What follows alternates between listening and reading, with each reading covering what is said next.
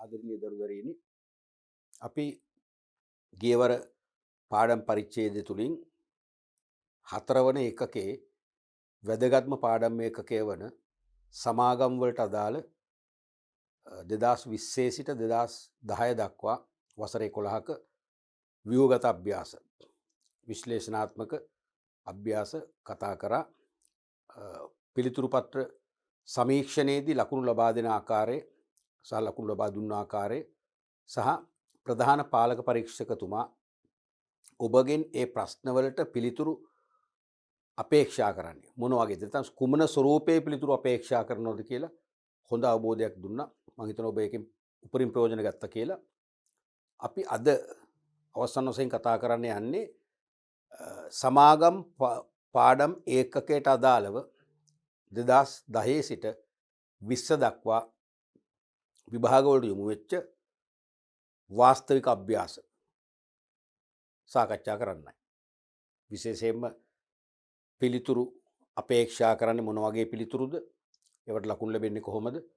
ආදි වශයෙන් සහ අනුරූප ප්‍රශ්න.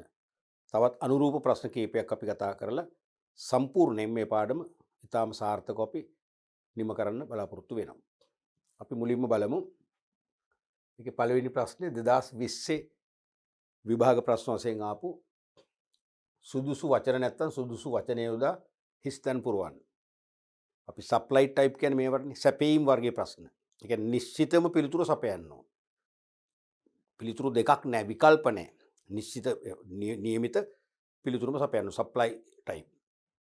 එතකොට මේ 2020 පේපර් එකේ 39 වෙනි ප්‍රශ්නේ අයන්න. 39 වෙනි ප්‍රශ්නේ අයන්න වශයෙන් ආපු ප්‍රශ්නය ණය කර සඳහා ස්ථාවර හිස්තනක් අනුපාතයක් ගෙවිය යුතු අතර සාමාන්‍ය කොටස සඳහා ගෙවිය යුතු හිස්තනක් අනුපාතය විශාල වේ. මොකද්ද මේක හැංගෙන්නේ? දැන් ණය කර කියන්නේ මහජනයාගෙන් සමාගමක් රැස් කරන ණයනේ නේද? සාමාන්‍ය කොටස් කියන්නේ මහජනය විසින් රැස් කරන ප්‍රාග්ධන අරමුදල්. ණය කර මගින් ණය අරමුදල් රැස් කරනවා. කොටස් නිකුතෙන් ප්‍රාග්ධන අරමුදල්. ඒතර ණය කර හිමියන්ට ගෙවන්නේ පොලි. ඒ පොලිය නිශ්චිත වෙන්න ඕනේ. 8, 10, 12 වගේ නිශ්චිත පොලියක් තියෙනවනේ. එහෙනම් ණය කර සඳහා ස්ථාවර අනුපාතයක් ගෙවිතුව මොකද්ද? ස්ථාවර පොලි අනුපාතයක්. අනිවාර්යයෙන්ම ණය කර වල ගෙවන්නේ පොලි අනුපාතයක්. තේරෙනවද? ස්ථාවර පොලි අනුපාතයක්.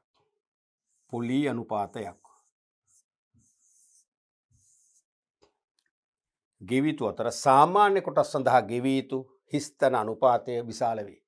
සාමාන්‍ය කොටස් වලට නිශ්චිත නෑනේ ලාභාංශන ගෙවන්නේ. ඒක වසරේ ලාභදායීත්වය අනුව අධ්‍යක්ෂක මණ්ඩලයේ තවත් සාධක කීපයක් සැලකිලිට අරගෙන තීරණය කරන කොච්චරක් ගෙවනවද කියලා. එහෙනම් ඒක ඒ නිසා ගොඩක් ලාභ වැඩි වෙන සමාගමක ලාභ වර්ධනය වන සමාගමක ලාභාංශ අනුපාතය අනිවාර්යෙන් විශාලයි.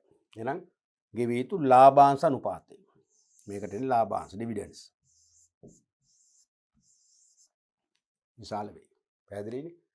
එතකොට මේකෙදි මේකට ලකුණු 1යි ලැබෙන්නේ. මතකනේ මේක 39 අයන්නනේ. ආයන්නකුත් තියෙනවනේ. දැන් අයනු නැති වුණා නම් මේකට ලකුණු 1යි ලකුණු 2ක් ලැබෙනවා. දැන් මේක ප්‍රශ්නේ සරලයිනේ. ඒ නිසා පොලි අනුපාතයේ ලකුණු භාගයයි ලාභාංශ අනුපාතයේ භාගය සම්පූර්ණ ලකුණු 1යි ලැබෙන්නේ. ලකුණු 1යි. ලකුණු 1ක් ලැබෙනවා. ඊළඟට දෙවෙනි ප්‍රශ්නය 2016 විභාග ප්‍රශ්න පත්‍රය තුල ආපු සැපීම් වර්ගයේ ප්‍රශ්නයක්. ඒකත් 39 ආයන්න. අයන්න නෙවෙයි 39 ආයන්න.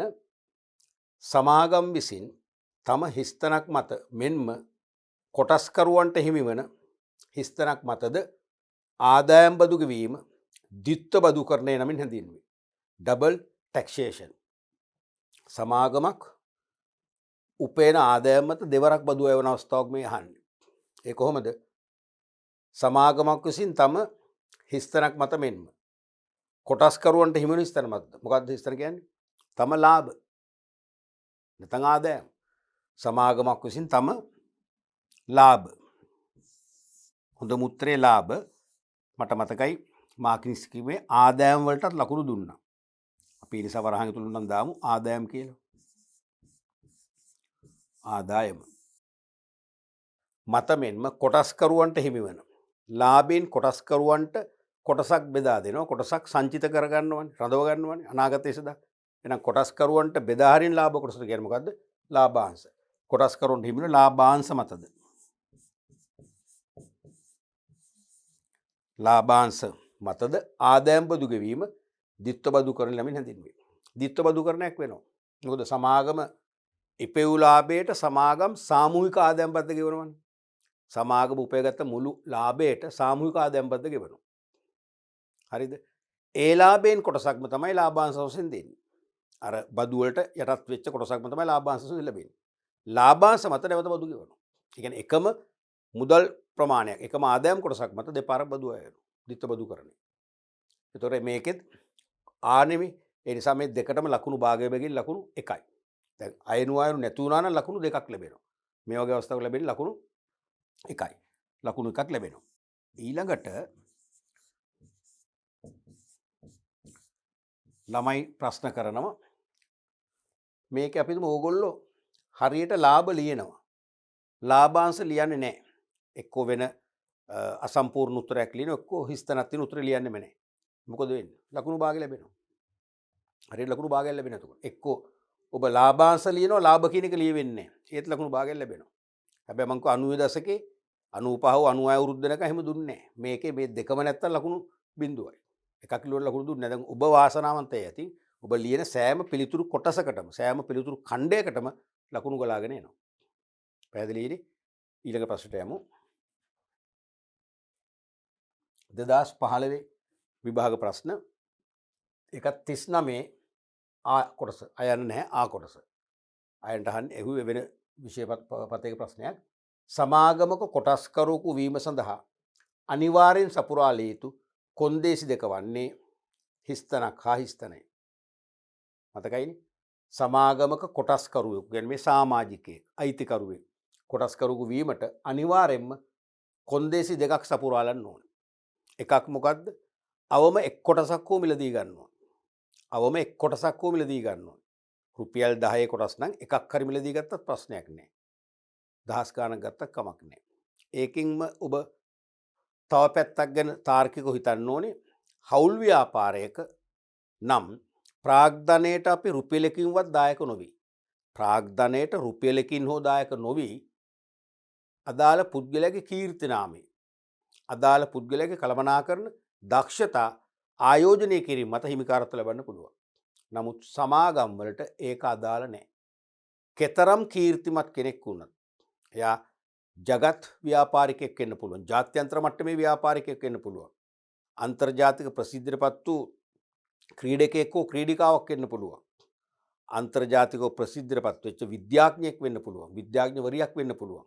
ඉංජිනේරුවෙක් හෝ ඉංජිනේරුවරියක් වෙන්න පුළුවන්. ප්‍රශ්නයක් නැහැ. ඒ කවුරු වුණත් අනිවාර්යයෙන්ම අවම එක් කොටසක් හෝ මිලදී ගන්න ඕන. ගත්තේ නැත්නම් හිමිකාරත්ව ලැබෙන්නේ නැහැ.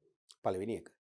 දෙවෙනි එක තමයි සමාගම් නීතියේ 113 වන වගන්තිය අනුව සෑම සමාගමක්ම ප්‍රධාන කාර්යාලය තුල අනිවාර්යයෙන්ම පවත්වාගෙන යා යුතු නඩත්තු කළ යුතු ලේඛන කීපයක් තියෙනවා.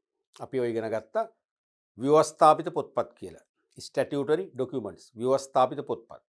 ඒ ප්‍රධාන කාර්යාලයේ පවත්වාගෙන යා යුතුයි කියලා සමාගම් නීතියෙන් නියම කරු පොත්පත් ඕනෑම විටක සමාගමේ කොටස් හිමියන්ට නැත්නම් සමාජිකයන්ට පරීක්ෂා කර බැලීමටත් පිටපත් ලබා ගැනීමටත් අනිවාර්යයෙන්ම පහසුකම් සලසන්න ඕන. තේරෙනවද? ඒන් එකක් තමයි කොටස් නාම ලේඛනය. කොටස් නාම ලේඛනය. තේරෙනවද? ඒ කියන්නේ කොටස් හිමියන්ගේ රෙජිස්ටරේ. ඒ කොටස් නාම ලේඛනයෙන් තමයි ඕනම කෙනෙකුට බලන්න පුළුවන් මේ සමාගමේ දැනට කොටස් හිමියෝ කී දෙනෙක් ඉන්නවද? කවුද? ඇයි නම තියෙනවා, ලිපිනේ තියෙනවා, මිලදී ගත්ත කොටස් වර්ගය හා ප්‍රමාණය තියෙනවා, කොටස් මිලදී ගත්ත දිනේ හෙවත් සමාජිකත්ව ලැබූ දිනේ තියෙනවා. ඉවත් වුණා නම් ඉවත් වූ දිනෙත් තියෙනවා. එහෙනම් ඒ ලේඛනයේ පරීක්ෂා කිරීමේදී සමාගමේ හිටපු කොටස් හිමියන් කවුද, දැනට ඉන්න කොටස් හිමියන් කවුද කියලා ඕන කෙනෙකුට බලා ගන්න පුළුවන්. අන්නේ කොටස් නාම ලේඛනය කියන කොටස් හිමියන්ගේ රෙජිස්ටරේට නම ඇතුළත් කරගන්නත් ඕන. ඒක අපි නෙවෙයි කරන්නේ, අපි එක කොටසක් හරි මිලදී අරගෙන හිමිකාරත්වය ලැබුවම සමාගම විසින් අපේ නම සහ විස්තර කොටස් නාමලයකින් දානවා. ඒ නාමලයකට ගියොත් එයා තමයි සමාගමේ සාමාජිකයා නැත්නම් කොටස් හිමියෝ වශයෙන් සැලකන්නේ. දැන් ඔබට තවත් ප්‍රශ්න වෙයි. එහම අපි තර්ක කරන්න ඕනේ. තර්ක කරනවා කියන්නේ පාඩම් කරනවා. තර්ක කරනවා කියන්නේ අපි දැනුම වර්ධනය කරගන්නවා. කටපාඩම් නොකර. ඔබට තවත් ප්‍රශ්න වෙයි. සමාගමක කොටස් එකක් හෝ කීපයක් මිලදී ගත්තට පස්සේ සමාගමට පුළුවන්ද කොටස් නාමලේඛනයේ නම ඇතුළත් නොකර ඉන්න? බැහැ. නමුත් සාමාන්‍යයෙන් කොටස් මිලදීගත් වහාම කොටස් නාමලේඛනයට නම යන්නෙත් නැහැ. මොකද ඒ සමාජිකයට විරුද්ධව සමහරට පෙත්සම් ඇවිල්ලා තියෙන්න පුළුවන්. එයාගේ පෞද්ගලික කාරණා සම්බන්ධයෙන් නීති විරෝධී ක්‍රියාවල යෙදීම සම්බන්ධයෙන් තේරෙනවද? ඒ වගේම සමාගමේම සමාජිකයන්ගෙන් විරෝධතා එන්න පුළුවන්. ලිඛිතව. අන්නේ විරෝධතා සලකලා බලලා ඒක සමාගමේ පැවැත්මට ගරුත්වයට හානියක් නොවේ නම් තමයි සමාජිකයාගේ නම ඇතුළත් කරන්නේ. ඒ නිසා නම ඇතුළත් වෙන්නත් උන වහාම ඇතුළත් නොවුනත් ඇතුළත් විය යුතුයි. එහෙනම් අවම කොටසක් හරි මිලදීගෙන සමාගමේ කොටස් නාම ලේඛනේ නම ඇතුළත් කරගත්තොත් එයා තමයි සමාගමේ සමාජිකයෙක් වෙන්නේ. හිමිකරුවෙක් වෙන්නේ. එහෙනම් පළවෙනි එක තමයි අවම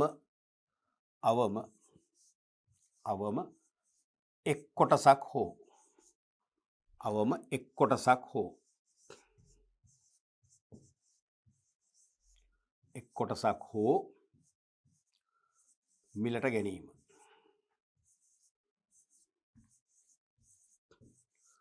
හා කොටස් නාම ලේඛනයේ නම ඇතුළත් කර ගැනීම. කොටස්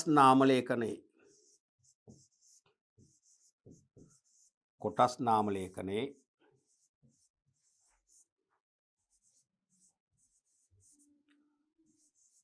නම ඇතුළත් කරවා ගැනීමය.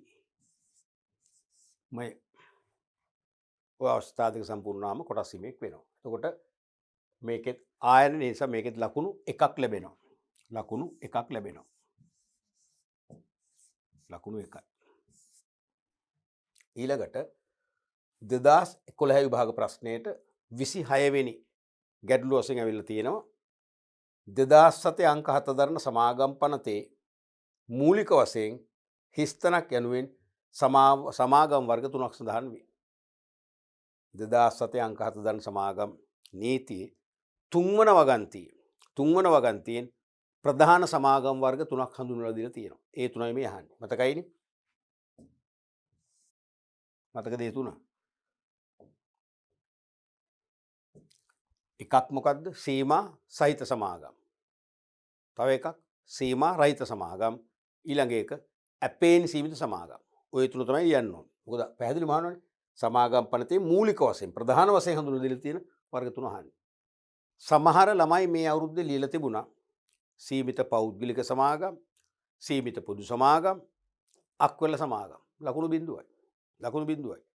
ප්‍රධාන තුන නැහුවේ. මෙහෙම ඇහුවනම් 2007 අංක 7 දන සමාගම් පනත තුල ප්‍රධාන වශයෙන් සීමා සහිත සමාගම් වර්ග ප්‍රධාන වශයෙන් සමාගම් වර්ග 3ක් හඳුන්වා දී ඇත. එහි ප්‍රභේද නම් කරන්න. ප්‍රභේද ඇහුවනම් හරි. ප්‍රභේද ඇහුවනම් ලියනවා. ප්‍රභේදනේ අහන්නේ.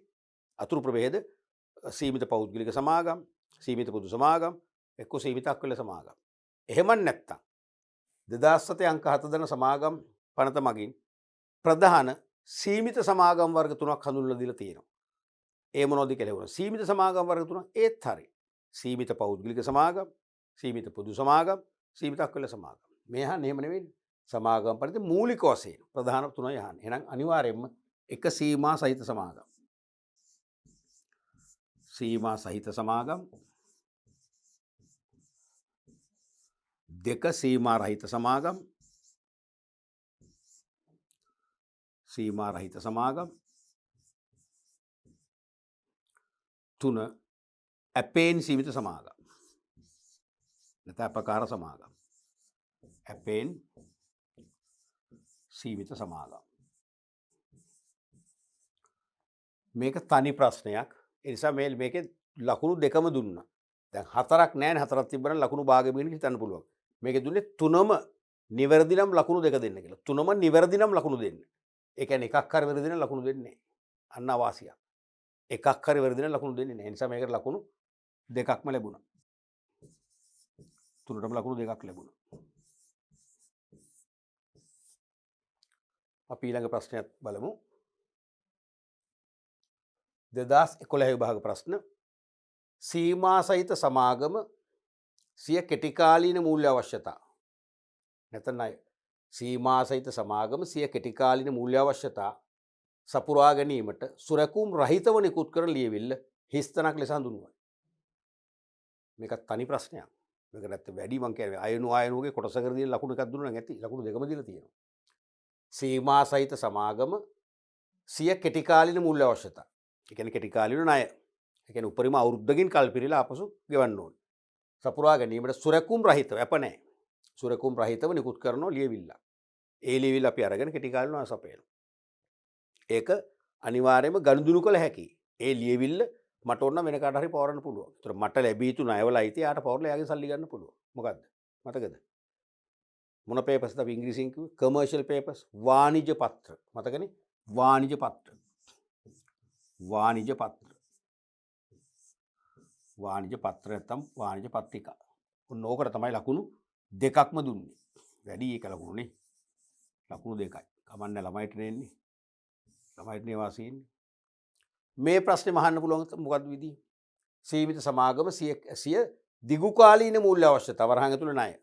මොකද දිගුකාල මූල්‍ය අවශ්‍යතාවක සාමාන්‍ය කොටසුත් අයිති. වර්ණීය කොටසුත් අයිති. තේරුණාද? එළිම ණය කිව්වොත් මොකද්ද උත්තරේ? ණය කර නැත්නම් ඍණ පත්‍ර. පැහැදිලිනේ? ඊළඟට 2011 විභාග ප්‍රශ්නයක්මයි 34 වෙනි ප්‍රශ්නය. 34 වෙනි ප්‍රශ්නය වශයෙන් අහපු ඒකත් තනි ප්‍රශ්නයක්.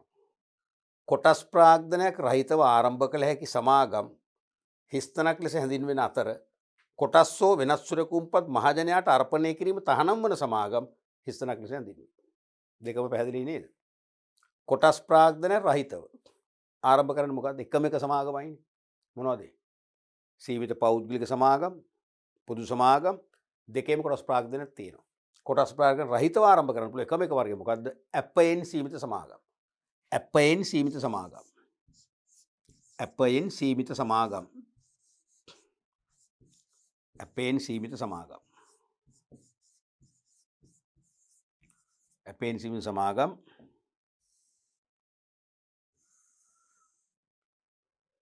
ලෙස හැඳින්වෙන අතර කොටස් හෝ වෙනස් සුරකුම්පත් මහජනයාට අර්පණය. කියන්නේ කොටස් හෝ වෙනස් සුරකුම්පත් මහජනයාට විකිණීම. විකිණීම තහනම් වන සමාගම මොකද්ද? විකිණීම තහනම් වන සමාගම මොකද්ද? අනිවාර්යයෙන්ම සීමිත පෞද්ගලික සමාගම්. සමාගම් නීති 27 වන වගන්තිය පළවන උපවගන්තිය කියනවා කොටස් හෝ ඍණපත්‍ර නැත්නම් කොටස් හෝ ඍණපත්‍ර වෙන සුරකුම්පත් සඳහා මහජනයාට ප්‍රසිද්ධිය ඇරයුම් කිරීමක් කළ නොහැකි කියලා පැහැදිලිව දක්වලා තියෙනවා. එහෙනම් සීමිත පෞද්ගලික සමාගම්. සීමිත පෞද්ගලික සමාගම්.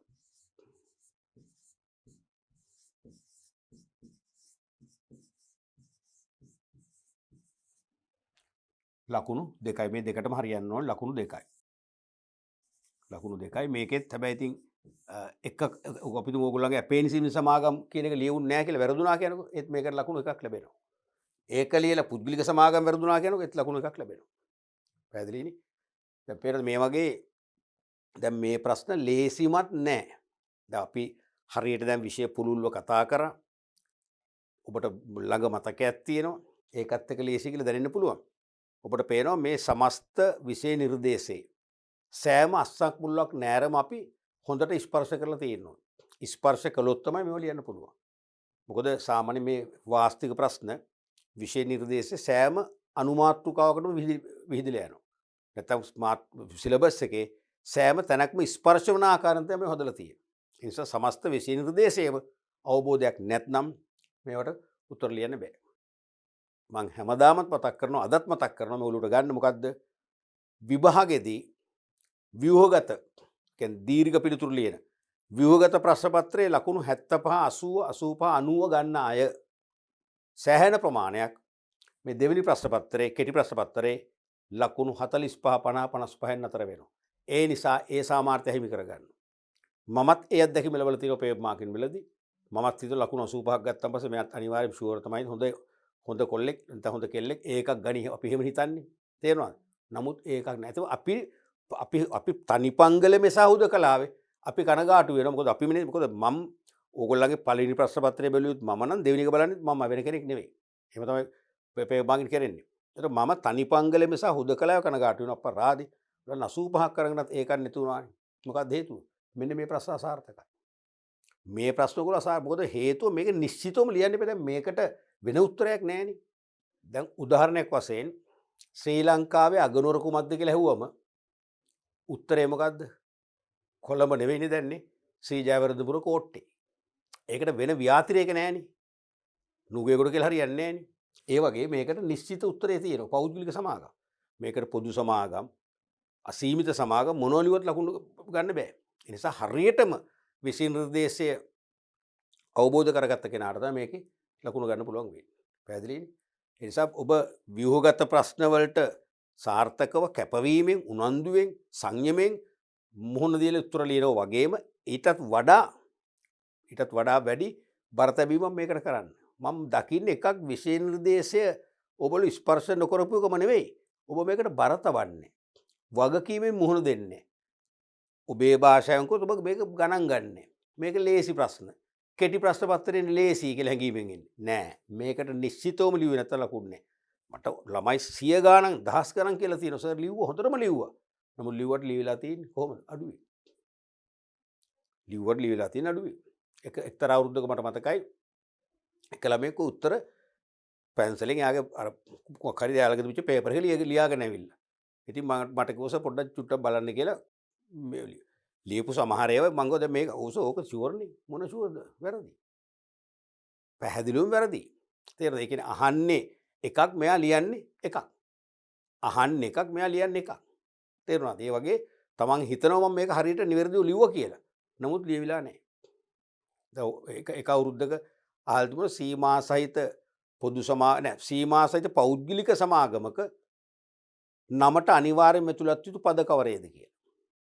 එතකොට ඒ ළමයි ලෙල් තිබුණා වරහන් තුල පෞද්ගලික වචනය කියලා. ලකුණු බිඳුවයි. දෙකක් ඕනේ. එකක් වරහන් තුල පෞද්ගලික වචනය, අනිත් එක නමට ඉදිරියෙන් සීමා සහිත පදේ. ඒ දෙකම නැත්තම් ලකුණු දුන්නේ නැහැ. ඉතින් ළමයි කියනවා ලියවලු. අන්න ඒ නිසා හරි පොයින්ට් එකකටම ලියන්න. මේක ටිකක් හොඳ අවධානයකින් වැඩි බර තැබීමකින් මේ පේපර් එක ලියන්න. මම නැවත කියනවා හැම අවුරුද්දෙම ළමයි ඒ සාමාර්ථ බී සාමාර්ථ අඩු කරගන්න ලකුණු අඩු කරගන්නේ මේ පේපර් එකේ. අනිත් එකෙන් නෙවෙයි. ඒක කොහොම හරි ඔයගොල්ලෝ ලියනවා සාර්ථකව. පැහැදිලිනේ? රයිට්. අපි ඊළඟ ප්‍රශ්නේ බලමු. 2010 විභාග ප්‍රශ්නයක්ම 25 වෙනි ප්‍රශ්නේ වශයෙන් විභාගයට යොමු වෙනවා. කොටස් නිකුත් කිරීම සම්බන්ධයෙන් සහ කොටස් මත වූ ඇරවුම් සම්බන්ධයෙන් සමාගමට ලැබුණු හෝ ලැබිය යුතු සියලුම මුදල් වල එකතුව හිස්තැනක් ලෙස හඳුන්වයි. මතකද? කොටස් නිකුත් කිරීම සම්බන්ධයෙන් සහ කොටස් මත වූ ඇරවුම් සම්බන්ධයෙන් සමාගමට ලැබුණු හෝ ලැබිය යුතු සියලු මුදල් එකතුව. දැන් අපි හිතමු රුපියල් ලක්ෂයක කොටස් නිකුත් කරා. රුපියල් මම කියන්නම්කෝ. රුපියල් ලක්ෂයක කොටස් නිකුත් කරා. මේ නිකුත් කරාගේ නිකුතු ප්‍රමාණය නිකුත් කිරීම සම්බන්ධයෙන් සහ කොටස් මත වූ ඇරයුම් සම්බන්ධයෙන් සමාගමට ලැබුණු හා ලැබිය යුතු. මෙයින් ඇරයුම් කළා රුපියල් 75000ක්. 25000ක් පස්සේ ඇරයුම් කරන්නේ. එහෙම කොටස් වශයෙන් ඇරයුම් කරනවානේ. 75000ක් ඇරයුම් කළා. නමුත් මෙයින් සමාගමට ලැබුණේ 65000යි. 65000යි.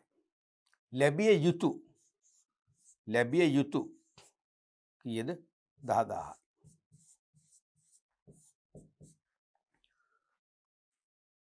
ප්‍රකාශිත ප්‍රාග්ධනය කීයද? රුපියල් 75000යි. රුපියල් 75000යි. නිකුත් කිරීමේ මේ තියෙන එකයි. කොටස් මත වූ ඇරයුම් සම්බන්ධයෙන් ඇරයුම් කළ 75000ක් ගෙවන්න කියලා. නමුත් ලැබුණේ 65000යි. විවිධ හේතු මත සමහර අය මුදල් ගෙවීමෙන් වැළකුණා. එහෙනම් ඒ 10000ක් තාම ලැබිය යුතුයි. හිඟ හිටි. එහෙනම් ඒ දෙකේම එකතුව. ඉතින් මම සමාගම් නීති හැදුවා නම් මම මෙච්චර විස්තරයක් කරන්නේ නැහැ. මම කියන්නේ සමාගම විසින් මහජනයාට ඇරයුම් කළ ප්‍රාග්ධනය. ඇරයුම් කළ ප්‍රාග්ධනය තමයි ප්‍රකාශිත ප්‍රාග්ධනය කියන්නේ. ඇයි? ඇරයුම් කරලා ලැබුණත් නොලැබුණත් ඒ දෙකම එකතු ගන්න ඕනේ. ඒ කියන්නේ ඇරයුම් ගන්න. තේරුණාද? එකතුව තමයි මොකද්ද? ප්‍රකාශිත ප්‍රාග්ධනය කියන්නේ. ප්‍රකාශිත ප්‍රාග්ධනය. ස්ටේටඩ් කැපිටල් කියලා ඉංග්‍රීසියෙන් කියන්නේ ප්‍රකාශිත ප්‍රාග්ධනය. ප්‍රකාශිත ප්‍රාග්ධනය.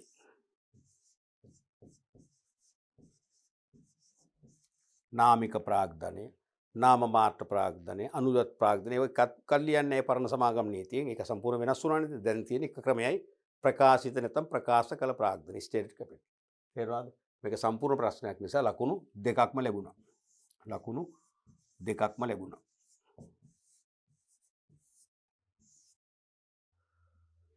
අපි ඊළඟ ප්‍රශ්නෙත් බලමු. ආදර්ශ ප්‍රශ්න කීපයක්.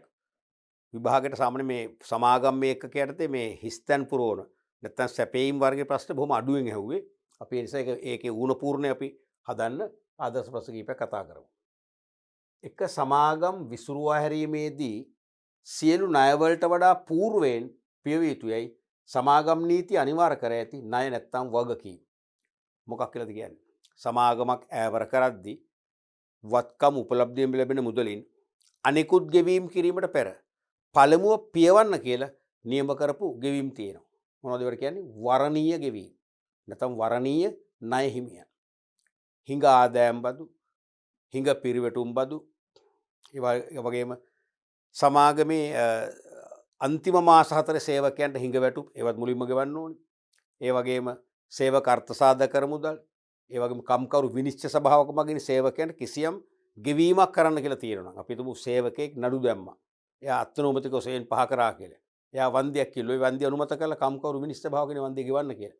අන්න ඒවැනි ගෙවීම් සියල්ලට පෙර ගෙවන්න ඒවා තමයි වරණීය ගෙවීම් නැත්නම් වරණීය ණය හිමියන් කියලා කියන්නේ. වරණීය ගෙවීම්. වරණීය ගෙවීම්. ස්ට්‍රෝක් එකක් වරණීය ණය හිමියන්. වරණීය ණය හිමියන් කියන්නේ ඒකමයි.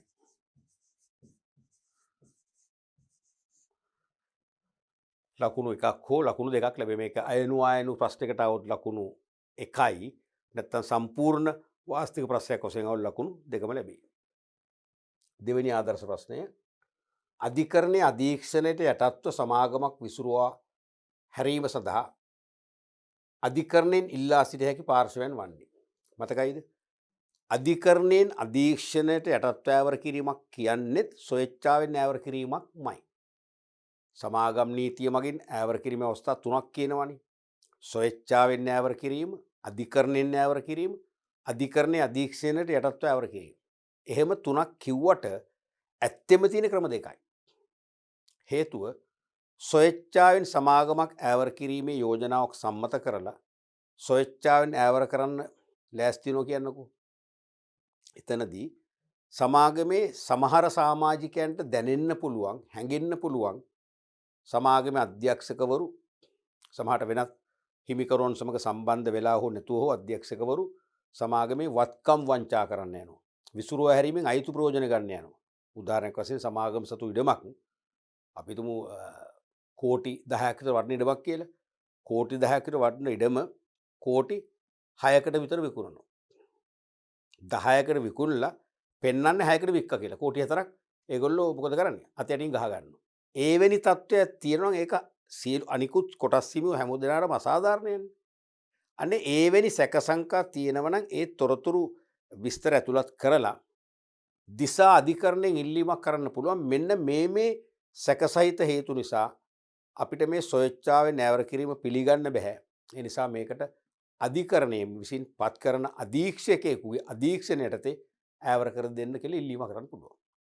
ඒ ඉල්ලීම සලකලා බලලා ඒක පිළිගත හැකි සාධාරණ හේතු මත කරන ඉල්ලීමක් නම් අධිකරණය පිළිගත්තොත් පිළිගනීවි. පිළිගත්තොත් අධිකරණයෙන් අධිකරණ නිලධාරියෙක් එවනවා ස්වේච්ඡාවෙන් ඈවර කිරීම නිරීක්ෂණය කරන්න. අධිකරණ නියෝජිතයෙක් එවනවා. එහෙනම් එයාගේ නිරීක්ෂණය අධීක්ෂණයට තමයි ස්වේච්ඡාවෙන් ඈවර කිරීම වෙන්නේ. වත්කම් විකුණන්නේ, ණය පියවන්නේ ඔක්කොම කරන්නේ. ඒතකොට එයාට හැම දෙයක්ම ප්‍රශ්න කරන්න පුළුවන්. එයාට විමසන්න පුළුවන්. එතකොට කිසිම වංචාවක් වෙන්නේ නැහැ. ස්වේච්ඡාවෙන් නැවර කිරීම සාධාරණ වෙනවා. අන්න ඒක තමයි අධිකරණයේ අධීක්ෂණයට යටත් ඇවර කිරීම කියන්නේ. ඒක ස්වේච්ඡාවෙන් නැවර කිරීමක්මනේ. එකම දේ උසාවි බලන් ඉන්නව කොහොමද වෙන්නේ කියලා. තේරෙනවද? අන්න ඒ වගේ අධිකරණයේ අධීක්ෂණයට යටත්ව සමාගමක් විසුරුවා හරින්න කියලා අධිකරණයෙන් ඉල්ලා සිටිය හැකි මූලික පක්ෂ තුනක් තියෙනවා. එක්කෙනෙක් තමයි කවුද? සමාගමේ ණය හිමියන්. ණය හිමියන්. මොකද සමාගම ඈවර කරලා අවසාන වත්කම් උපලබ්ධිය ලැබෙන මුදලින්නේ ණය හිමියන්ට ලැබෙන්නේ. ණය හිමිය කියන්නේ බාහිර අයනේ. ඒතකොට සමාගම අපි හිතමු අර වගේ වංචනිකව විසුරුවා හැරලා සමාගමේ වත්කම් වලට වඩා වගකීම් පෙන්නලා බංකොලොත් භාවය පෙන්නුවොත් ණය හිමියන්ට සල්ලි නොලැබෙන්න පුළුවන්. ඒ නිසා ණය හිමියන්ට ඉල්ලීමක් කරන්න පුළුවන්. ඒ වගේ ඇතුලේ වංචාවක් කරමින් ස්වේච්ඡාවෙන් නැවර කිරීමක් කරන්න යනවනම් මෙන්න මේ ඉල්ලීම ණය හිමියන්ට කරන්න පුළුවන්. දෙවැනි එක තමයි සහදායකයින්. සහදායකයින්. සහදායකින්. මතකද සහදායකින් කියන එක? කන්ට්‍රිබියුටර් කියලා අපි කිව්වේ. ඒ කියන්නේ සමාගමක් ඈවර කිරීමේදී දැනට සිටින කොටස් හිමියන් මෙන්ම ඈවර කරන සමාගමේ වත්කම් වලට හිමිකමක් ඇති මෙන්ම අධිකරණයේ මගින් වත්කම් වලට හිමිකමක් ඇතයි කියලා නම් කරපු තුන්ගොල්ලම තමයි සහදායකෝ කියන්නේ. ඒ කියන්නේ කොටස් හිමියෝ නැත්නම් අයිතිකරුවන් කියන අර්ථයට වඩා මේකේ අර්ථය පුළුල් ගැඹුරුයි. අනේ සහදායකින්ට පුළුවන් ඉල්ලන්න. එහෙමත් නැත්නම් මේ ස්වේච්ඡාවෙන් ඈවර කිරීම අධිකරණයේ අධීක්ෂණයට යටත්ව කරන්න කියලා පොදුවේ මහජනතාවටත් ඉල්ලන්න පුළුවන්. මොකද මහජනතාවත් දැනගන්න ඕනේ මේ සමාගම ඈවර කරන්නේ සාධාරණවද. එහෙම අසාධාරණව ඈවර කරොත් සමහර අයට හානි වෙන්න පුළුවන්. ඒ හානි වෙන අය සමහර අපිට පවුලේ ඥාතීන් වෙන්න පුළුවන්. සමීප අය වෙන්න පුළුවන්. මිතුරන් වෙන්න පුළුවන්. ඒගොල්ලෝ අතර මතවාද ඇති වෙන්න පුළුවන්. ගැටුම් ඇතුළත ඒක අපිට ප්‍රශ්නයක්. අපේ සමාජයේ පොදුවේ සමාජයේ සහජීවනයට ප්‍රශ්නයක්. ඒ නිසා සමාජයටත් පුළුවන් ඉල්ලීම් කරන්න නේ මහජනතාවට. තුන්වෙනි එක මහජනතාව.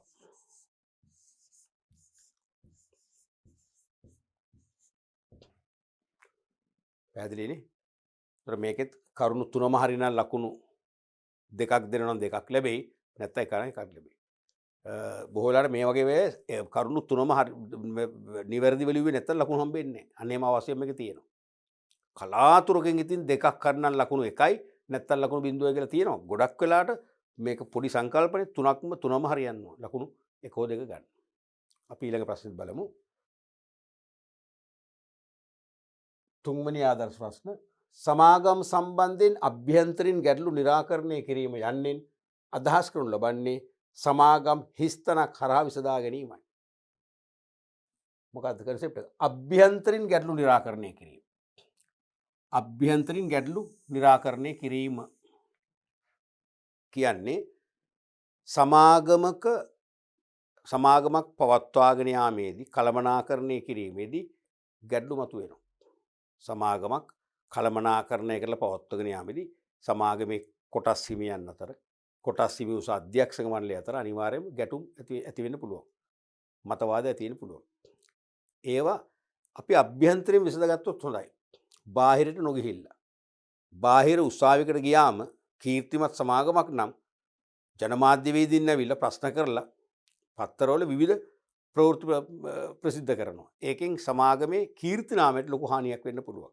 ඒ නිසා ගෙදරම උස්සලා පුලුස්වා දැමීමෙන් බාහිර ලෝකයට කිසිවක් යන්නේ නැහැ. ඒ කුණු වල ඒ කියන්නේ කුණු පිළිබඳ කිසිම තොරතුරක් බාහිර ලෝකයට දැනගන්න අපිට තියන්නේ නැහැ.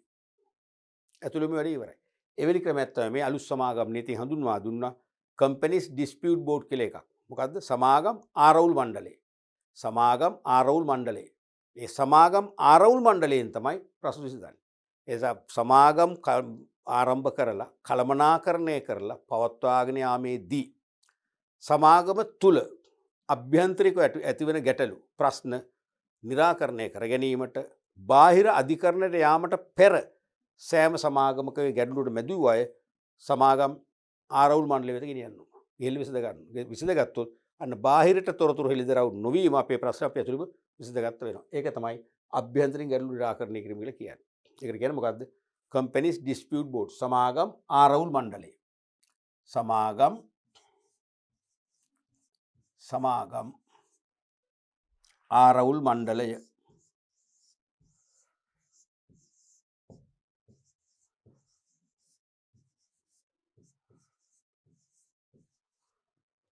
හරහා විසඳා ගැනීම. පැහැදිලිනේ? ඊළඟ අදහස පස්සේ බලමු. සමාගමක් විසුරුවා හැරීමට නියෝග ලබා දිය හැක්කේ හිස්තැනක් අධිකරණයට වන අතර ඒ සඳහා ඉල්ලීම් කළ හැක්කේ සහ සියල්ලම වෙතයි. ප්‍රශ්න දෙකක් තියෙනවා. මේක අනිවාර්යයෙන් මේක ලකුණු දෙකම ලැබෙනවා. කොටස් දෙකක් නිසා සමාගමක් විසුරුවා හැරීමට නියෝගයක් දෙන්න පුළුවන් හැම අධිකරණයටම නොවේ. මහේස්ත්‍රාත් අධිකරණ, දිසා අධිකරණ, මහා අධිකරණ, අභියාචනාධිකරණ, ශ්‍රේෂ්ඨාධිකරණ, මූලික අධිකරණ වර්ග පහයිනේ. ඕකෙන් දිසා අධිකරණයට පමණයි. සමාගමේ ප්‍රධාන කාර්යාලයේ පිහිටි දිස්ත්‍රික්කයේ දිසාධිකරණය. සමාගමේ ප්‍රධාන කාර්යාලයේ පිහිටි දිස්ත්‍රික්කයේ දිසාධිකරණය විතරයි ඒ බලය තියෙන්නේ. තේරෙනවද? දියැක්කේ දිසාධිකරණයට වන අතර දිසාධිකරණ දිස්ත්‍රික් උසාවිය. දිසා අධිකරණයට වන අතර ඒ සඳහා ඉල්ලීම් කරන්න දැන් දිසාධිකරණයට දරුවනේ දිවස් නෑනේ. මේ සමාගම මෙන්න මේ තත්ත්වයේ මෙන්න මේ වරද කරනවා මේක ඇවර කරනවා කියලා දිවස් නෑ. ඉල්ලන්න එපා, දැනුවත් කරන්න එපා. තේරෙනවද? එහෙම මෝසමක් මගින්, පෙස්සමක් මගින් ඉල්ලීම් කරන්න පුළුවන් පක්ෂ තුනක් පෙන්නනවා. එකක් තමයි සහදායකීන්. සමාගමේ සහදායකින්ට පුළුවන්. සහදායකීන්. සමාගමක් ඈවර කිරීමේදී දැනට සිටින අයිතිකරුවෝයි සමාගම ඈවර කිරීමේදී වත්කම් වලට හිමිකම් පාන්න පුළුවන් අය. ඒ කියන්නේ ඈවර කිරීමේ දිනට පෙර වසරක් තුල ඉවත් වෙච්ච අය. ඒකට අනිවාර්යයෙන්ම ඈවර කරන සමාගම වත්කම් අයිති. ඊට අමතරව දැන්ට අවුරුදු 4කට 5කට උඩදී ඉවත් වෙච්ච අය ඉන්නවා. ඒගොල්ලන්ටත් සමාගමේ දැන් පවතින වත්කම් වලට අයිතියක් අධිකරණයෙන් දෙන්න පුළුවන්. ඒගොල්ලන්ටත් ඒ වත්කම් අයිතිය කියලා අධිකරණය නම් කරන්න පුළුවන්. අපි හිතමු යම් කෙනෙක් සමාගම ආරම්භයේ තනියම ආරම්භ කළා අවුරුදු 4-5 තනියම අපි කියන්නේ මාර කට්ටක් කනවා කියලා. කටු කාගෙන තනියම ණය අරගෙන වෙහෙසිලා තේරෙනවද? සමාගම අරගෙන ඇවිල්ලා තමයි මේ තත්ත්වෙට ගෙනාවේ. අද වෙද්දි දැවැන්ත සමාගමක්. අද වෙද්දි කොටස් සීමු දහස් ගාණක් ඉන්නවා. හිටියට අර පුද්ගලයා නැත්තම් මේ සමාගම අද මෙතන නෑ. අද ඒ පුද්ගලයා සමාගමෙන් ඉවත් වෙලා අසරණ වෙලා පවුලේ සමාජිකයන් ඒගොල්ලෝ හැර ගිහිල්ලා ඒ මිනිස්සුන්ට යන එන මන්නේ. අන්න ඒ වගේ පුද්ගලයෙකුට සාධාරණයක් තියෙනවා මෙච්චර දෙවන්ත සමාගමක් දායාද වේ වර්තමාන සමාජිකයන්ට දායාද කරන්න තමන්ගේ 10 කැප කරපු ඒ පුද්ගලයාට වත්කම් යම් ප්‍රමාණයක් දෙන්න සුදුසුයි කියලා අධිකරණයේ තීරණය කරන්න පුළුවන්. තීරණය කරොත් එයාටත් අයිති වත්කම්. එයත් සහාදායක වෙනවා. අනිත් වගේ සහාදායකින්ට පුළුවන්. ඊළඟට දෙවෙනි පාර්ශවයේ තමයි සමාගමේ ණය හිමියන්. මොකද සමාගමක් විසුරුවා හැරීමේදී බුන්වත් භාවයට පත්වෙන තත්ත්වයට පත් වෙලා තිබුණොත් වැඩිම අසාධාරණයක් වෙන්නේ බාහිර ණය හිමියන්ටනේ. දැන් සමාගමේ අයිතිකරුවෝ සමාගම ඇතුලේ ඉන්න අයනේ. ඒගොල්ලන්ට මොන හරි දෙයක් කරගන්න පුළුවන් නේ. බාහිර ණය හිමියන්ට ණය වලට පොලි ආදායම නිසා වෙන දෙයක් නැහැනේ. ඒ නිසා සමාගමක් බුන්වත් වෙලා ඇවර කරන්න උනොත් ලොකුම අවාසියක් වෙන්නේ ණය හිමියන්ට නිසා ණය හිමියන්ටත් අවසර තියෙනවා අධිකරණයෙන් ඉල්ලීමක් කරන්න. හරිද? එහෙනම් දෙවෙනි එක තමයි ණය හිමියන්. ණය හිමියන්. සහ තුන්වෙනි එක මොකක්ද? ඉහත පාර්ශව සියල්ලම කියලා සමාගම් නීතිය කියන්නේ. ඒ කියන්නේ මොකද්ද? මේ දෙගොල්ලන්ට එකතු වෙලත් පුළුවන්. ඒ කියන්නේ සහාදායකින් ණය හිමියෝ දෙගොල්ලන්ට එකතු වෙලත් පුළුවන්. කම්බයින්ලා පුළුවන්. අපි තුන් සහාදායකෝ 3 දෙනෙක් ණය හිමියෝ කෙනෙක් දෙන්නෙක් එකතු වෙලත් ඉල්ලීම් කරන්න පුළුවන්. එහෙනම් තුන්වෙනි එක තමයි සහ ඉහත පාර්ශව සියල්ලම. ඉහත පාර්ශව එහෙම තමයි සමාගම් නීතිය තියෙන්නේ. ඉහත පාර්ශව සියල්ලම වෙත. එහෙම තමයි අධිකරණයෙන් ඉල්ලීමක් කරන්න පුළුවන්. ඒතර සම්පූර්ණ උත්තරේ තිබෙන ලකුණු දෙකක් ලැබෙවි. ඊළඟ ප්‍රශ්නයට අපි යමු. සෑම සමාගමක්ම නියමිත කාරණා ඇතුළත් කර නියමිත ආකෘතියෙන් යුත් වාර්ෂික වාර්තාවක් රෙජිස්ට්‍රාර්වරයා වෙත ඉදිරිපත් කළ යුතු අතර එය හිස්තැනක් හා හිස්තැනක් යන දෙදෙනා විසින් අත්සන් කළ යුතුයි. සෑම සමාගමක්ම සමාගම් නීතිය අනුව අවුරුද්දකට වරක් වාර්ෂික වාර්තාවක් කියලා එකක් හදනවා. ඒක අපිට මේ සාමාන්‍යයෙන් මුද්‍රණය කරලා යතුරු ලියනය කරලා කරන්න බෑ. ඒක තියෙනවා නියමිත කාරණා ඇතුළත් කරන සමාගම් නීතිය දක්වලා තියෙනවා සහ නියමිත ආකෘතියක් තියෙනවා. නියමිත ආකෘතියෙන් යුක්ත වාර්තාවක් අපි සමාගම් රෙජිස්ට්‍රාර්වරයාගෙන් නැත්නම් සමාගම් රෙජිස්ට්‍රාර් දෙපාර්තමේන්තුව අරගෙන තමයි සම්පූර්ණ කරන්නේ. හරිද? සම්පූර්ණ කරලා ඒක රස්සම් කරනවා දෙන්නේ කවුද? අධ්‍යක්ෂකවරයෙක් හා ලේකම්වරයා යන දෙන්නම්. අධ්‍යක්ෂ මණ්ඩලේ 5ක් ඉන්නවනේ 5 දෙනාම ඕනේ. පහෙන් එක්කෙනෙකුයි ලේකම්වරයා. දෙන්නම අස්සම් කරන්න ඕනේ. ලියන්න ඕනේ අධ්‍යක්ෂකවරයෙකු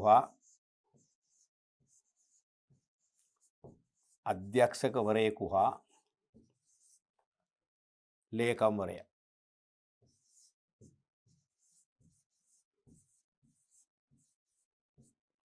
දෙදෙනා අස්සම් කරන්න ඕනේ. පැහැදිලිනේ? අපි ඊළඟ ප්‍රශ්නට යමු. නිශ්චිත පිළිතුරු වාස්තික පේපර් එකේ එන තව තුන්වෙනිටව තමයි කෙටි නිශ්චිත පිළිතුරු අපේක්ෂා කරන ප්‍රශ්න. 2020 විභාග ප්‍රශ්න අහලා තිනවා 44 වෙනි ප්‍රශ්නේ. 44 සීමා සහිත පෞද්ගලික සමාගම් වල දැකිය හැකි සීමා හතරක්. අවාසි පෞද්ගලික සමාගම් වල දැකිය හැකි සීමා හතරක්. එතකොට ලකුණු භාගයේ බැගින් සීමා හතරකට ලකුණු දෙකක් දීලා තියෙනවා. ලකුණු දෙකම ලැබෙන මේක තනි ප්‍රශ්නයක්නේ. එකක් තමයි මිලදී ගැනීම සඳහා සමාගමේ සිටින කොටස් හිමියන්ට කොටස් ඉදිරිපත් නොකර වෙනත් අයට විකිණිය නොහැකි වීම. තේරෙන කතාව. පෞද්ගලික සමාගමන්නේ. ඒ පෞද්ගලික සමාගමේ කොටස් මිලදී ගන්න සමාගමේ සිටින කොටස් හිමියන් බලාපොරොත්තු වෙනවා. එහෙම ඉඳද්දි ඒගොල්ලන්ට නොදී වෙනත් අයට වෙනත් අයට කොටස් විකුණන්න බෑ. ඕක පොදු සමාගමක නෑ. ඔය බැරියර් එක නෑ. පොදු සමාගමක දැන්ට ඉන්න කොටස් හිමියන් කොටස් ගන්න බලාපොරොත්තුවෙන් හිටියත් ප්‍රශ්නයක් නෑ. සංස්ථා ප්‍රකාශයක් මගින් ආරාධනා කරා පොදුවේ කොටස් අනිත් අයට අලෙවි කරන්න පුළුවන්. පෞද්ගලික සමාගමේ බෑ. පෞද්ගලික සමාගමේ දැනට ඉන්න කොටස් හිමියන් කොටස් මිලදී ගන්න අපේක්ෂාවෙන් ඉන්නවනම් ඒගොල්ලන්ට අවස්ථාව දෙන්න ඕන. දීලා ඒගොල්ලෝ කොටස් මිලදී නොගත්තොත් හෝ ඉතුරුනොත් තමයි පිටස්තර අඩු කරන්න පුළුවන්. ඒක සීමාව. දෙවෙනි එක තමයි උපරිම කොටස් කරුණු සංඛ්‍යාව 50කට සීමාව. උපරිම ඉන්න පුළුවන් 50යිනේ. අපි දුම් බිලියන ගණන් අතිරේක ප්‍රාග්ධනයක් රැස් කරගන්න ඕන කියලා තීරණය කරත් කොටස් හිමි සංඛ්‍යාව වැඩි කරගන්න බෑ. එහෙමනම් සීමිත පොදු සමාගමක් බවට කන්වර්ට් වෙන්න ඕන, පරිවර්තනය වෙන්න ඕන. සීමාව. ඊළඟට කොටස් කරුවන්ට තම කොටස් විලද පොළ හරහා විකිණේ නොහැකි වීම. මොකද පෞද්ගලික සමාගමකට කොටස් වෙළඳ පොළ තුල හෙවත් කොළඹ කොටස් හෝමාරුව තුල ලේඛනගත සමාගමක් වශයෙන් ලැයිස්තුගත සමාගමක් වශයෙන් ලියාපදිංචි වෙන්න බෑ. එහෙම ලියාපදිංචි වුණොත් කොටස් හිමියන් වශයෙන් අපිට කොටස් වෙළඳ පොලේ තරව් කරවන් මාර්ගයෙන් කොටස් මිලදී ගන්න විකුණන්න පුළුවන්. ඒකෙන් ප්‍රාග්ධන ලාභ ලබන්න පුළුවන්. ඒ හැකියාව පුද්ගලික සමාගමවල කොටස් හිමියන්ට නැහැ. සීමාවක්. ඊළඟට ප්‍රසිද්ධියේ කොටස් සහ සුරකුම්පත් නිකුත් කර ප්‍රාග්ධනය රැස් කළ නොහැකි වීම. සංස්ථා ප්‍රකාශයක් මගින් පුදුවේ ආරාධනා කරලා කොටස් හෝ ණය කර මහජනයට විකුණලා අරමුදල් රැස් කිරීම හැකියාව නැහැ. ඒක සීමාව පොදු සමාගමකට පුළුවන්. ඒ හැකියාව තියෙනවා. ඊළඟට පොදු සමාගම් වලට සාපේක්ෂව ණය කර වැනි බාහිර මූල්‍ය සම්පාදන මාර්ග සීමා වීම. දැන් පොදු සමාගමකට ණය කර ප්‍රසිද්ධිය විකුණන්න පුළුවන්.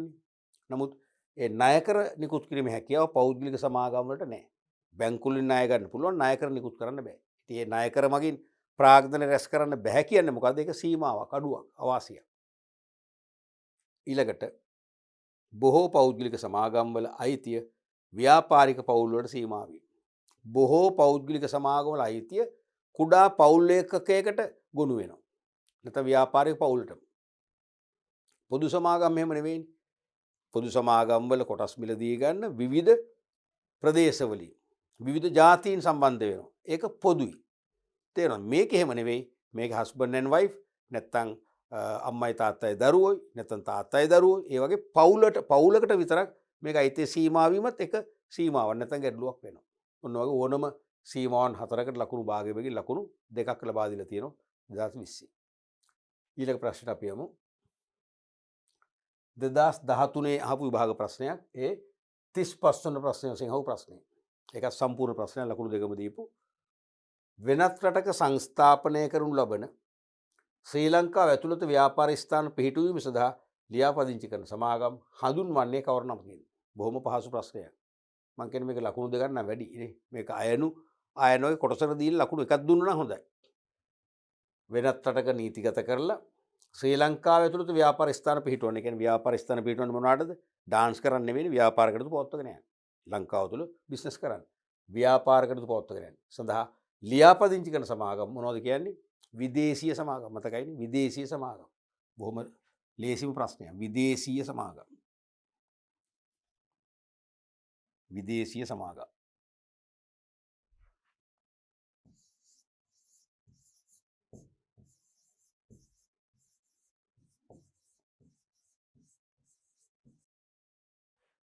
ලකුණු දෙකක් ලැබෙනවා. ඊළඟට 2013 විභාග ප්‍රශ්නයක්මයි 43 වෙනි ප්‍රශ්නය. 43 වන ප්‍රශ්න වශයෙන් විභාගයට යොමු වෙච්ච ප්‍රශ්නය ශ්‍රී ලංකාවෙන් පිටත පමණක් ව්‍යාපාර කටයුතු කරගෙන යාම සඳහා ශ්‍රී ලංකාවෙන් පිටත පමණක් ව්‍යාපාර කටයුතු කරගෙන යාම සඳහා ලියාපදිංචි කරන සමාගම් හඳුන්වන්නේ කවර නමකින්ද? දෙකම අහලා තියෙනවා. මොකද්ද? අක්වරල. ලංකාවේ නීතිගත කරනවා කරාට ව්‍යාපාර කටයුතු ලංකාවේ කරන්න බෑ. ලංකාවෙන් පිටතයි කරන්න. මොනවද? අක්වරල සමාගම්. ඒත් ලකුණු දෙකයි.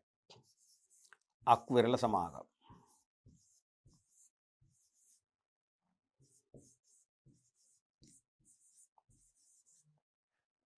පැහැදිලිනේ? අපි ඊළඟ ප්‍රශ්නත් යමු. 2011 විභාග ප්‍රශ්නය 34 වෙනි අභ්‍යාසය. 2011 විභාග ප්‍රශ්න පත්‍රයේ 34 වන ගැටලුව වශයෙන් යොමු වෙච්ච ප්‍රශ්නය. සීමාසහිත පොදු සමාගමක කොටස් වූ නායකර සඳහා සහභාගී වන මෙන් ජනතාවට ආරාධනා කරමින් ප්‍රසිද්ධ කරනු ලබන ලියවිල්ල හඳුන්වන්නේ කවර නමකින්ද? සෑහෙන අමාරු ප්‍රශ්නයක් නේ. අමාරු නේද? මොන පිස්සුද කිරිකජු වගේ ප්‍රශ්නයක් නේ. පොදු සමාගමක් කොටස් වූ නායකර වලට සහභාගී වෙන කියලා මහජනයාට ආරාධනා කරමින් ප්‍රසිද්ධ කරන ලියවිල්ල මොකද්ද? ආරාධනා පත්‍රයේ සංස්ථා මොකද්ද? සංස්ථා ප්‍රකාශය. ඉංග්‍රීසියෙන් කියන ප්‍රොස්පෙක්ටස් කියලා. සංස්ථා ප්‍රකාශය. සංස්ථා ප්‍රකාශය.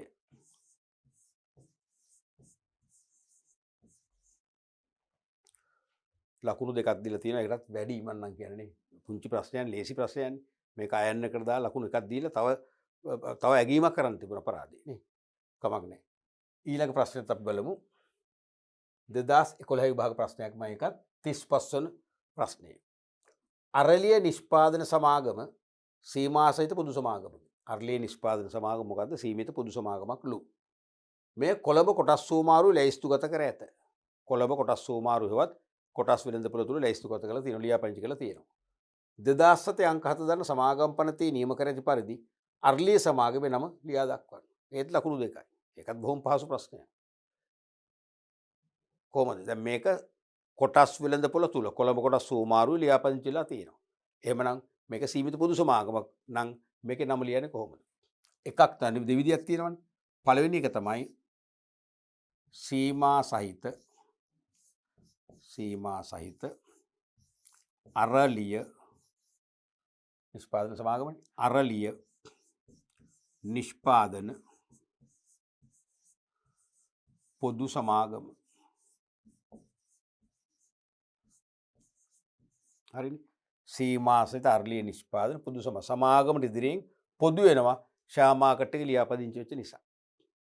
එහෙම නැත්නම් මේක තව ක්‍රමයක් තියෙනවා ලියන්න. මොකද්ද? අලුත් ක්‍රමය. දැන් මේ වර්තමානයේ වන විට වැඩිපුරම සමාගමේ නම ප්‍රසිද්ධ කරන්නේ නම භාවිතා කරන්නේ මේ ක්‍රමයට නෙවෙයි දෙවෙනි ක්‍රමයට.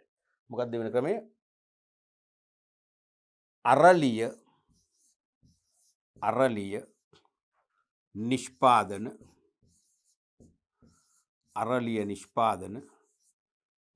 PLC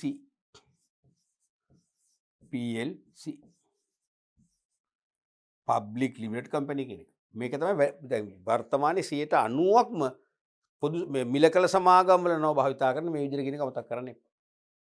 තේරුණාද? නැත්නම්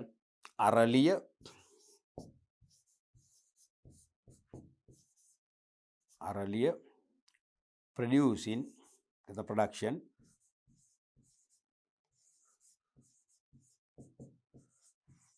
PLC මේක කියවෙනවා පබ්ලික් ලිමිටඩ් කම්පැනි. පබ්ලික් කියන්නේ පොදු.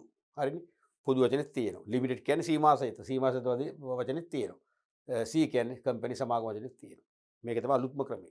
මතක තියාගන්න ලකුණු දෙකයි. අපි ඊළඟ ප්‍රශ්නෙත් බලමු. 2010 විභාග ප්‍රශ්නය 34 වෙනි ප්‍රශ්නය වශයෙන් විභාගයට යොමු වෙච්ච. සීමාසිත පොදු සමාගමක සාමාන්‍ය කොටස් හිමියෙකුට එම සමාගමේ වාර්ෂික මහා සභාව රැස්වීමට සහභාගී වන ලෙස ඇරයුමක් ලැබී තිබුණද ඊට සහභාගී වීමට ඔහුට අවකාශ නැත. එම රැස්වීමට ඔහු වෙනුවෙන් සහභාගී කරවිය හැකි නියෝජිතය හැඳින්වෙන්නේ කිනම් නමකින්ද? ඒකත් හරිම සංකීර්ණයි නේද? මොන සංකීර්ණදනේ? බොහොම පහසු ප්‍රශ්නේ කියවෙනකොටම පිළිතුරු ඔලුවට එනවා. මහා සභාව රැස්වීමකට ඇරයුම් ඇවිල්ලා තියෙනවා. සහභාගී වෙන්න නොහැකියාවක් තියෙනවා. එයා වෙනුවට පත් කරවන නියෝජිත කවුද? ප්‍රතිපුරුෂයා.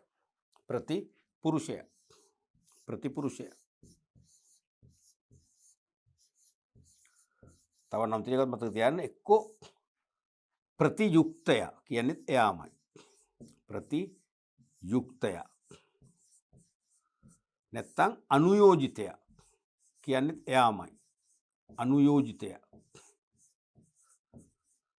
එහෙම නැත්තම් පෙරකලාසිකරු. පෙරකලාසිකරු. පෙරකලාසිකරු කියන්නේ එයාමයි. ඔය නම් හතරෙන් උන එකක් හරි. ඒ මහා සභාව රැස්වීමකට තමන් වෙනුවෙන් සහභාගී වීමට පත් කරවන නියෝජිතයා පත් කරන්න ඕන ලිඛිතව. ඒ ලිඛිතව පත් කරන ඒ ලිඛිත ලියවිල්ල තමයි ප්‍රතිපුරුෂ පත්‍රය නැත්නම් පෙර කලාසිය කියන්නේ. පෙර කලාසියක් හෙවත් ඒ ලිඛිත සාක්ෂිය නැතුව මහා සභාව රැස්වීම ශාලාව ඇතුළට ගන්නේ නැහැ. දැන් මම ගියොත් මාව හඳුනනවනේ මට මෙම්බර්ෂිප් එකක් තියෙනවනේ. මොකද මෙයාට නැහැනේ. එහෙනම් මෙයාට පෙර කලාසිය පත්‍රය අතේ තියෙනවා. අතේ දිනුනොත් යන්න පුළුවන් වෙයි. පැහැදිලිනේ? ඒකත් බොහොම සරල ප්‍රශ්නයක්. ලකුණු දෙකක්ම දීලා තියෙනවා. ඊළඟ ප්‍රශ්නයක් බලමු. ආදර්ශ ප්‍රශ්න කීපයක් අපි බලමු. පළවෙනි එක සීමා සහිත පෞද්ගලික සමාගමක නමට ඇතුළත් විය යුතු ප්‍රධාන මූලිකාංග නම් කරන්න. දැන් මේක ආදර්ශ ප්‍රශ්නයක් වශයෙන් ගත්තට 95ට පෙර අහපු ප්‍රශ්න විභාගයට අහපු ප්‍රශ්නයක්. මම 95 පේපර්ස් වල ඒව ගන්නෙ නැහැනේ සාකච්ඡා කරන්න. අපි ගන්නේ අලුත් ප්‍රශ්නනේ. නමුත් මේ ප්‍රශ්නේ අදටත් වළංගුයි. තේරුණාද? සීමිත පෞද්ගලික සමාගමක නමට ඇතුළත් වූ ප්‍රධාන මූලිකාංග කීයක් තියෙනවද? දෙකයි. එකක් තමයි සීමා සහිත පදය. සීමා සහිත පදය.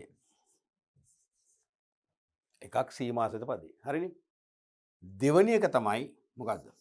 මේක නමට ඉස්සරහින් තියෙන දෙවෙනි එක තමයි සමාගම පදයට ඉදිරියෙන් වරහන් තුල පෞද්ගලික වචන තියෙනවා. එතකොට දෙවෙනි එක තමයි වරහන්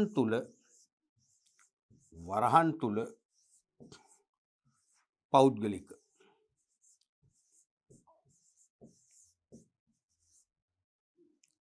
පෞද්ගලික ඩබල් ඉන්වර්ට් කම තුල හයිලයිට් කරලා පෙන්නන්න.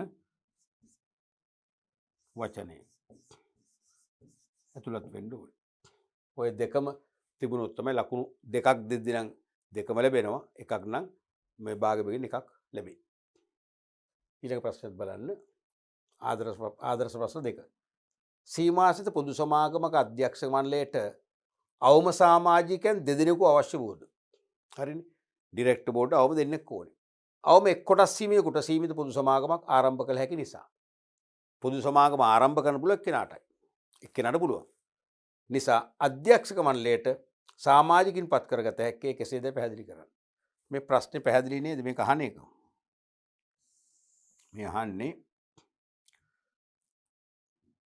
මේ අහන්නේ සීමිත පොදු සමාගමක් දැන් තියෙන නීති අනුව එක්කෙනාගෙන් ආරම්භ කරන්න පුළුවන්.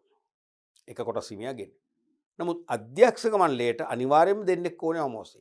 එහෙනම් එක්කෙනෙක්ගෙන් පොදු සමාගමක් ආරම්භ කළොත් අධ්‍යක්ෂුරු දෙන්නෙක් කොහොමද ඇති කරගන්නේ? කින ප්‍රශ්නේ එන්නේ. ඒ ප්‍රශ්නේ එනවා 2017 පැරණි සමාගම් නීතිය එක්ක කම්පෙයාර් කරොත්. දැන් ඒ සමාගම් නීති දැන් නැහැනේ. තේරුණාද? මොකද හේතුව ඒ සමාගම් නීතියේ අධ්‍යක්ෂක මණ්ඩලයට පත් වෙන්න කොටස් හිමියන්ම වෙන්න ඕනේ. අවම එක් කොටසක් හෝ ගත්ත කොටස් හිමියෙක්ම වෙන්න ඕනේ. කොටස් මිලදී ගත්ත නොගත්ත ඇර බෑ. නමුත් අලුත් සමාගම් නීතියේ ඒ වගන්තිය බැහැර කළා. අලුත් සමාගම් නීතිය අනුව කොටස් මිලදී ගත්ත කොටස් හිමියන්ටත් අධ්‍යක්ෂක මණ්ඩලයට යන්න පුළුවන්.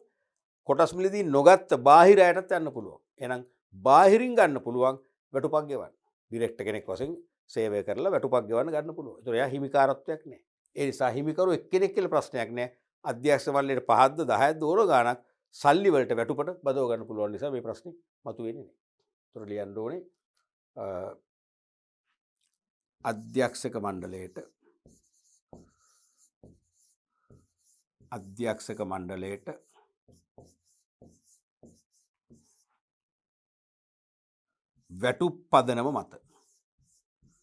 වැටුප් පදනම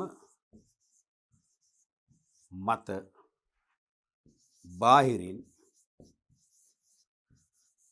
සාමාජිකයින් පත් කරගත හැක.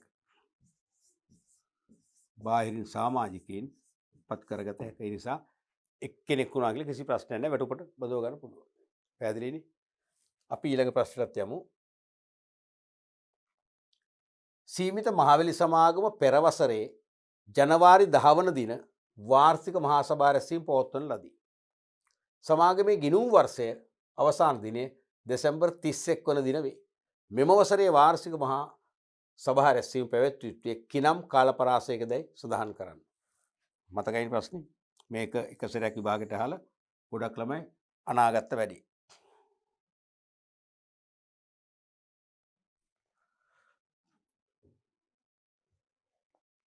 එතකොට මහවැලි සමාගම ගිය අවුරුද්දේ ජනවාරි 10 වෙනිදා තමයි වාර්ෂික මහා සභාව රැස්වීම පැවැත්වුවේ. හරිද? සමාගමේ ගිණුම් වර්ෂය අවසන් වෙන්නේ ශේෂපත් දිනය කියන්නේ දෙසැම්බර් 31. මෙම වසරේ වාර්ෂික මහා සභාව රැස්වීම පැවැත්වුවේ මොන වගේ කාල පරාසයක් තුලද? මතකයිනේ දැන් මේක අපි තේරුම් ගන්න. වාර්ෂික මහා සභාව රැස්වීම පැවැත්වීමේ නීතිමය විධිවිධානය මොකක්ද? සමාගම් නීතිය. ඒ කියන්නේ ශේෂපත්ත දිනේ සිට, ඒ කියන්නේ ගිණුම් වසර අවසන් දිනේ සිට මාස 6ක් පහු වෙන්න බෑ.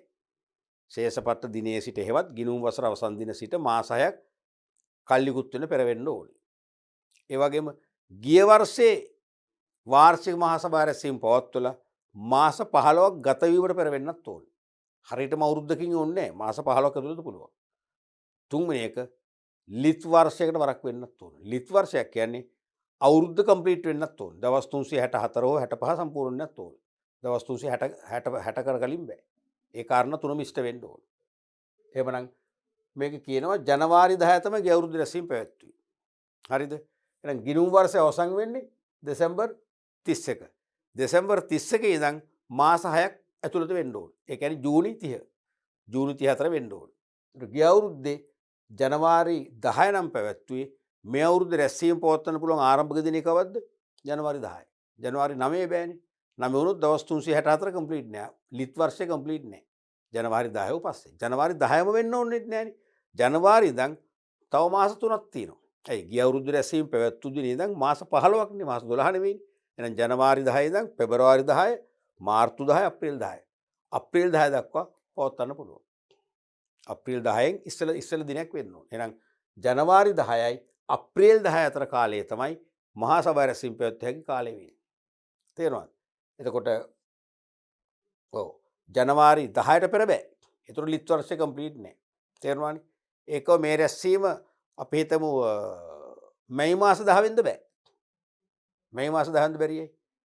ඒ බැරි මාස 15 ඉක්මවා යනවා. මොකද ගිය අවුරුද්ද රැස්වීම පැවැත්වුවේ ජනවාරි 10 එදින ඉඳන් මාස 15ක් ඇතුළත. එහෙනම් පෙබරවාරි 10, මාර්තු 10, අප්‍රේල් 10ට ඉවර. එහෙනම් අප්‍රේල් 10 තමයි අවසාන දිනේ. මැයි 10ට ගෙනියන්න බෑ.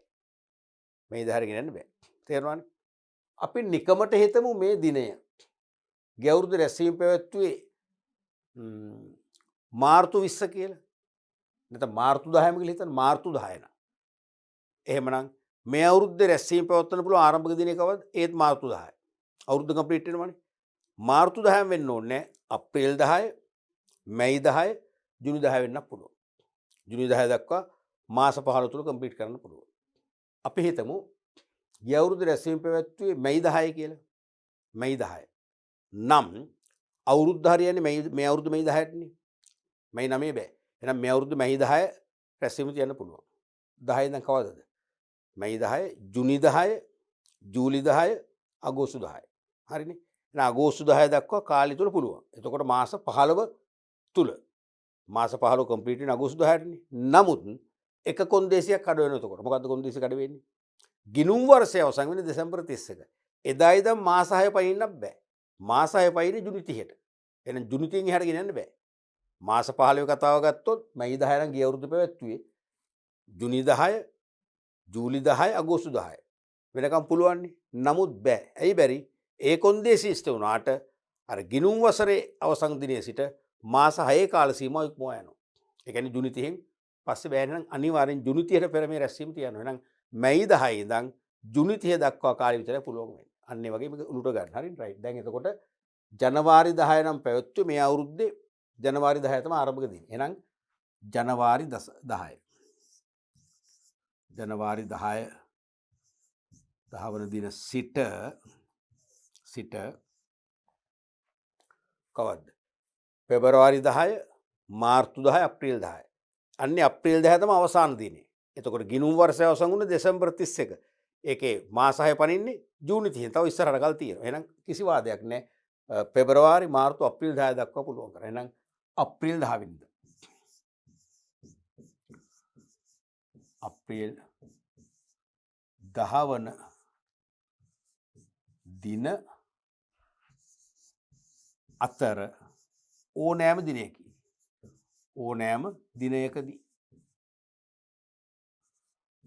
දිනයකදී පැවැත්විය හැක.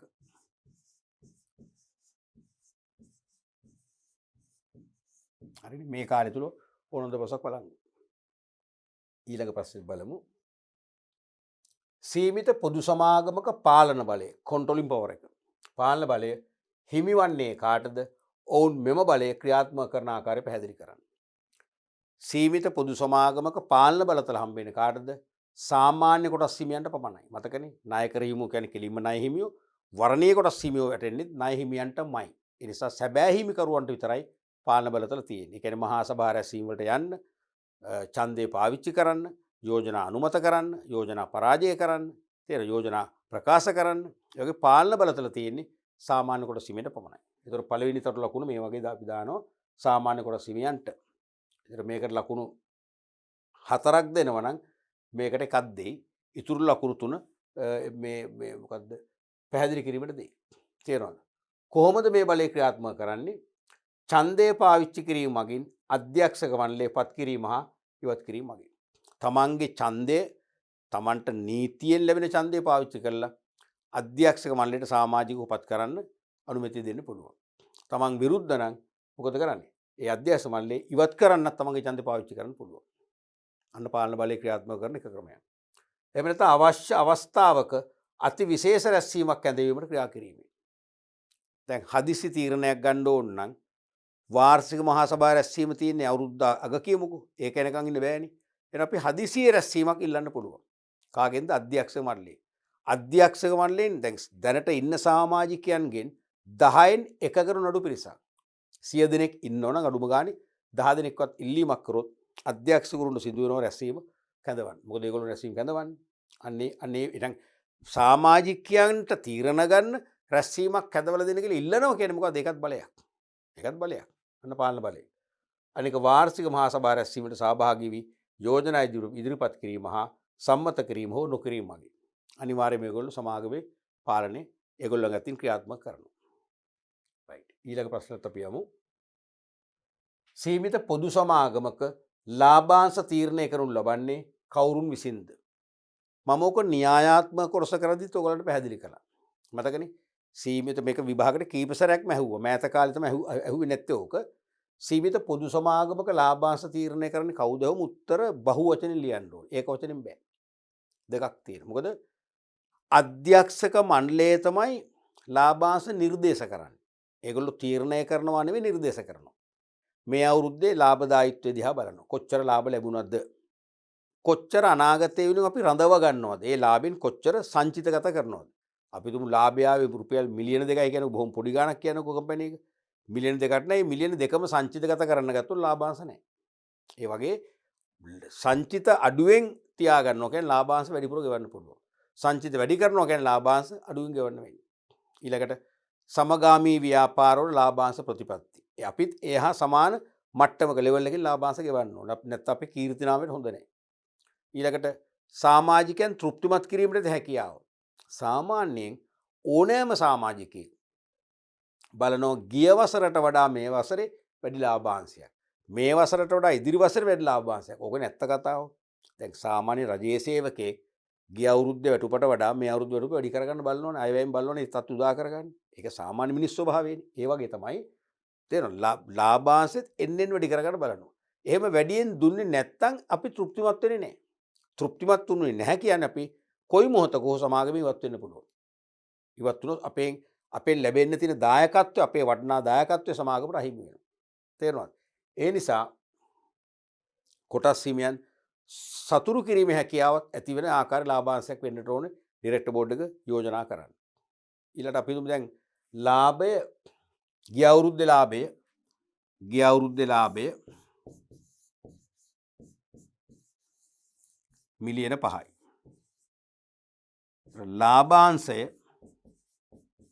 ලාභාංශ ප්‍රතිශතය 5යි කියන්නකෝ.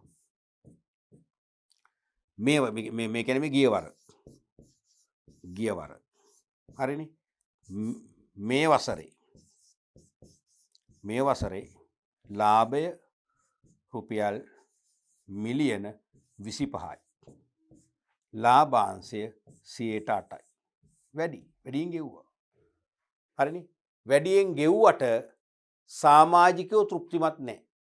ඒ හේතුව ගිය අවුරුද්ද මිලියන 5ක් ලක්ෂ 50ක් තිබිලා 5ක් හම්බුණා. මේ අවුරුද්ද මිලියන 25ක් එමෙන් 5 ගුණයක්. එමෙන් 5 ගුණයක් වෙලා 3යි වැඩි වුණේ.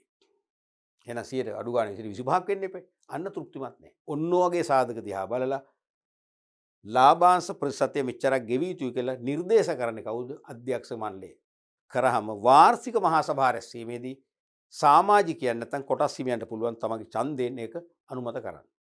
මදි නම් සාකච්ඡා කරලා වැඩි කරලා අනුමත කරගන්න පුළුවන්. එහෙනම් අනුමත කරන්නේ අවසානයේ කවුද? ඒගොල්ලෝ. ඒක දෙකම ලියන්න ඕන. නිර්දේශය අධ්‍යක්ෂ මණ්ඩලයෙන්, අනුමැතිය සමාජිකයන්ගේ.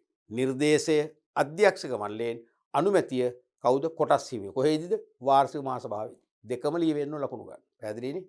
right. එහෙනම් මෙතන ලියන්න ඕනේ එක අධ්‍යක්ෂක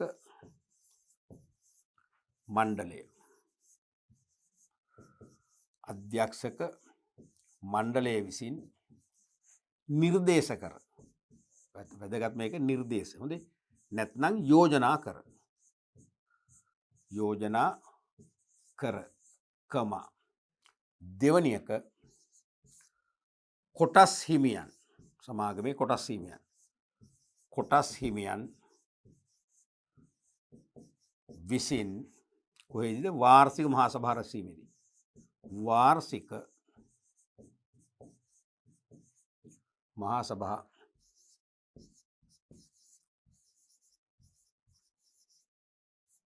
රැස්වීමේදී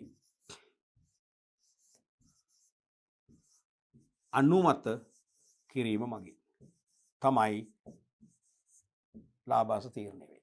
ඔය දෙකම ලියන්න ඕනේ. පැහැදිලි නේද? right. අපි ඊළඟ ප්‍රශ්නෙත් බලමු. සීමිත පොදු සමාගමකට අවශ්‍ය අරමුදල් සම්පාදනය කරගත හැකි ප්‍රධාන මාර්ග 3ක් සඳහන් කරන්න. සීමිත පොදු සමාගමකට අවශ්‍ය මූල්‍ය සම්පාදනය කරන්න පුළුවන් ප්‍රධාන මාර්ග 3ක් තියෙනවා. ඔබ දන්නවා පළවෙනි එක මොකක්ද? ඒක හිතන්නවත් දෙයක් නැහැ. කෙලින්ම ලියත හැකි කොටස් නිකුතු වීම. කොටස් නිකුතුව මගින්.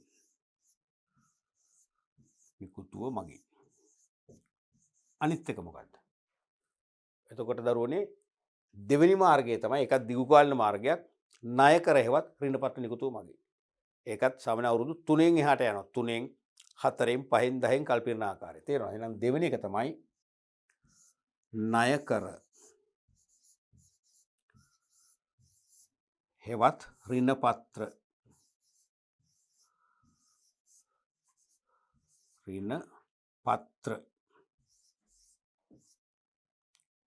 මගින් රැස් කරන්න පුළුවන්. පැහැදිලිනේ? තුන්වෙනි එක තමයි commercial papers. කෙටි කාලීනව අවුරුද්දෙන් කල්පිරෙනවා අපහු ගෙවන්න ඕනේ. තේරෙනවද? වාණිජ පත්‍ර මිලදී ගැනීමෙන් කෙටි කාල අරමුදල් සම්පාදනය කරලා අවුරුද්දක් තුල පරිම ගෙවන්න ඕනේ. එහෙනම් තුන්වෙනි එක තමයි වාණිජ